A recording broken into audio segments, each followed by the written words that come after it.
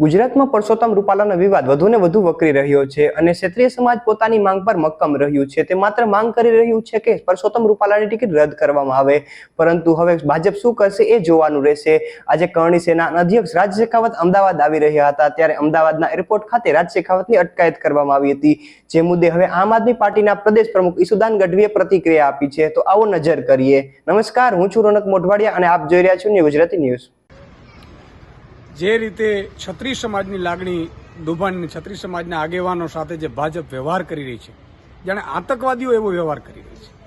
આજે તમે જુઓ, રાજ શેખાવતજી અમદાવાદ એરપોર્ટ ઉપર આવ્યા અને ભાજપ, જ્યાં સુધી રાજ શેખાવતજી ભાજપમાં હતા અને ભાજપ માટે પ્રચાર કરતા હતા ત્યાં સુધી ભાજપને વાલું લાગ્યું, પણ જ્યારે એમણે એક સમાજ માટે, ક્ષત્રિય સમાજની માતા દીકરીઓ ઉપર જ્યારે ટિપ્પણી થઈ ભાજપના નેતાઓ દ્વારા અને એમણે જ્યારે એમનો વિરોધ કર્યો, ત્યારે એમની સાથે આતંકવાદી જેવો વ્યવહાર કરવાની જે ભાજપની પદ્ધતિ છે ખૂબ જ નિંદનીય છે।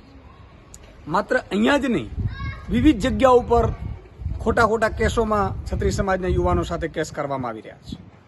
આ ક્યાંની તાનાશાહી છે? તમે વિચાર કરો, કોઈ માતા બેન દીકરીઓ ઉપર કોઈના ઘર ઉપર ટિપ્પણી કરે તો શું એ સમાજ, એ વ્યક્તિ, એ આગેવાન ચૂપ બેસશે અને તમે માફી માંગીને છટકી જવા માંગો છો? આ ભાજપની ક્ષત્રિય સમાજ વિરોધની માનસિકતા દેખાડે છે। તમે બે ઉમેદવારોનો જ્યારે વિરોધ કર્યો પાર્ટીમાં આગેવાનો, તો તમે બે ઉમેદવારો બદલી નાખ્યા, પણ જ્યારે ક્ષત્રિય સમાજ એક ઉમેદવારનો વિરોધ કરે છે તો ક્ષત્રિય સમાજની લાગણી તમને દેખાતી નથી।